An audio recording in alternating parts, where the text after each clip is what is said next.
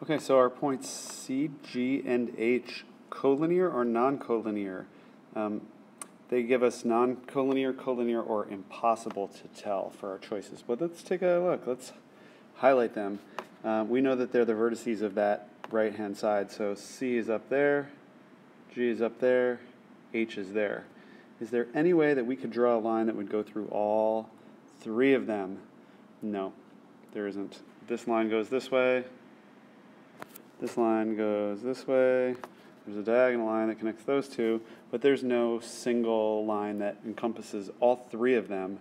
And so we're going to say these are non-collinear points, and they will uniquely define this plane because they're non-collinear. Any three non-collinear points will define a unique plane, and that plane in particular happens to be what you see there on the right-hand side. Okay, so there's that. For number 3, are M, N, and O collinear? Wow, they are all on this line. And to define a line, you only need 2 points. You make 2 points, you connect them, and any other points that happen to be on them, that's fine. So all we really need to do in order to name these points is to name any 2 letters that are on them. So let's look.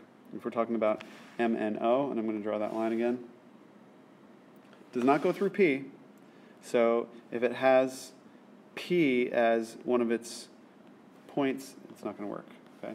And it says no, the 3 points are not collinear. They are actually.